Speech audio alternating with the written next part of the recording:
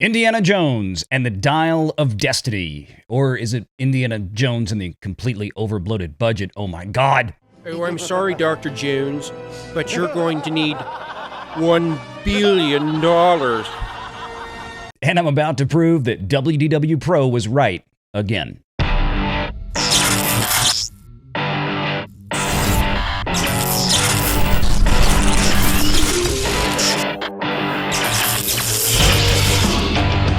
Renegade Online.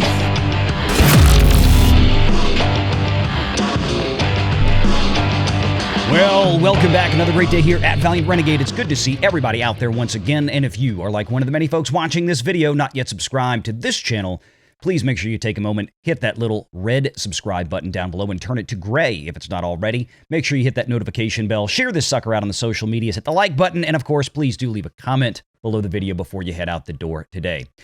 Indiana Jones and the Dial of Destiny recently got some news out of Forbes magazine and one of their writers, Caroline Reed.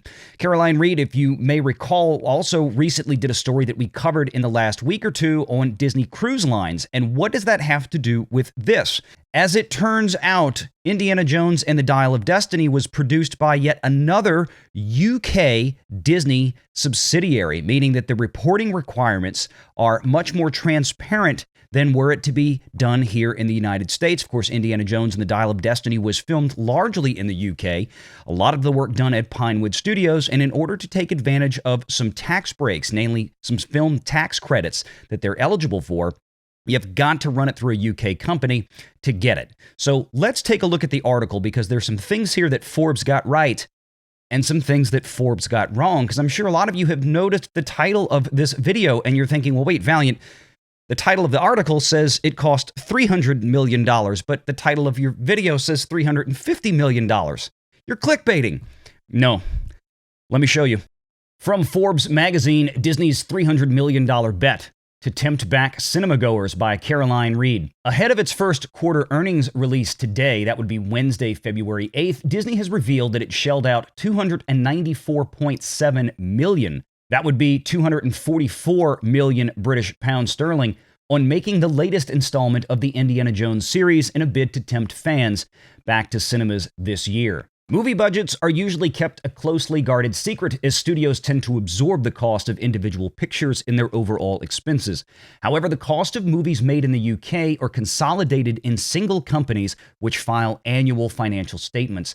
This helps them benefit from the UK government's film tax relief scheme, which allows production companies to claim back up to 25% of their costs in Britain. Now, up to 25%, not 25%. And that's up to 25% of certain expenditures, not of the total budget that was spent. Typically with film tax credits, that goes towards the people who are boots on the ground, the grips, the gaffers, the folks that are building the sets, the folks that are doing the manual labor to make the film production work. You don't get film tax credits back on paying Harrison Ford his salary, for example. The production companies have code names so they don't raise attention when filing for permits to shoot off-site. The Disney subsidiary behind the Dial of Destiny is PLT Productions of the UK, which is named after Phoenix Little Theatre, which in 1964 hosted the premiere of Firelight, the first film made by Steven Spielberg, who directed the first 4 Indiana Jones movies. As we reported in the Express, PLT's latest financial statements were filed in September and show that the UK paid it $44.7 million, or 37 million British pounds sterling, during the 10 months to the 1st of April 2022, following a payment of 10.9 million, or 9 million British pounds sterling, in the previous 13 months when filming began. A further 200,000 was paid prior to that, bringing its total tax credit to 55.8 million US dollars. According to the financial statements, PLT's total costs for Indiana Jones and the Dial of Destiny come to a staggering $294.7 million, or 244 million British pounds sterling. And even though production was delayed repeatedly due to COVID, quote, the final cost is forecasted to be in line with the adjusted production budget. So factoring out this reported film tax credit for a moment, this is where the headline of the Forbes article is derived. $294.7 million US dollars when you do a current currency exchange with the British pound. But there's a problem with this. Let me show you.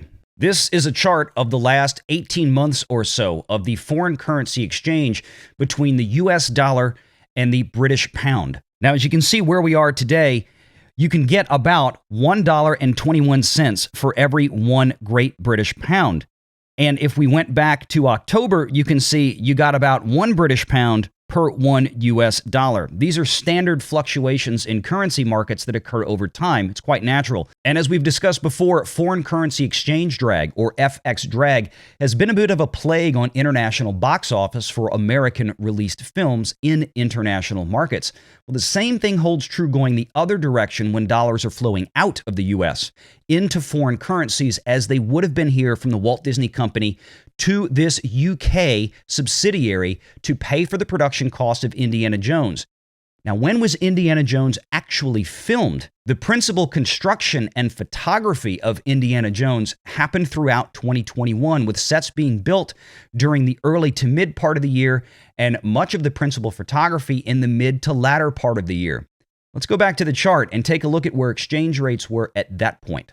As you can see, throughout much of 2021, the foreign currency exchange rate between the US dollar and the British pound was almost 140, meaning that it cost $1.39 on average for every 1 British pound that you would exchange. Now, when Forbes just recently wrote this article, they simply pulled the current exchange rate, which means that it makes it look like the budget was actually less in US dollars than what it really is. See, by today's rates, it's about $294 million.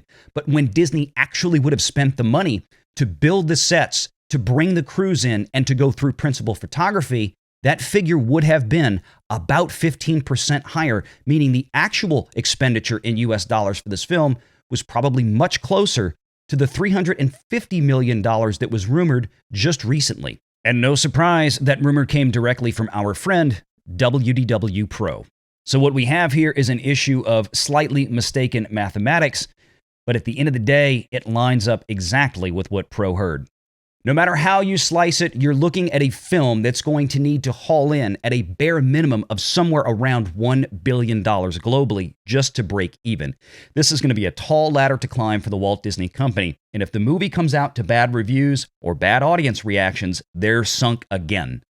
Now, a lot of that final figure of what the break-even will be is going to be determined largely by what Disney decides to spend on the global prints and ads, or the global marketing. Now, we've heard a lot of news recently about how advertising has slumped, but Disney typically still continues to spend a great deal on advertising week in, week out. Just look at the Nielsen numbers. You'll find the Walt Disney Company is at the top of the charts in ad spends almost every week. So in the case of Indiana Jones 5 and the Dial of Destiny, well, get ready, folks. Disney is probably going to spend a minimum of around $250 million, which is reportedly what they finally netted out at for Wakanda Forever after robbing a great deal of the marketing budget from Strange World. We also reported on that previously. Go back and check that video out. Disney's got one going here, and they're going to need all the help they can get. Let's hope that the Indiana Jones and the Dial of Destiny film is a big hit with audiences. I hope that it is. It's one of my favorite characters of all time, and I'd rather see Harrison Ford get sent off with a proper film than yet another one in the Indiana Jones franchise that people lament. Till next time, make sure you hit that like and subscribe button, hit that notification bell, share this sucker out on the social medias, and until next time, take care.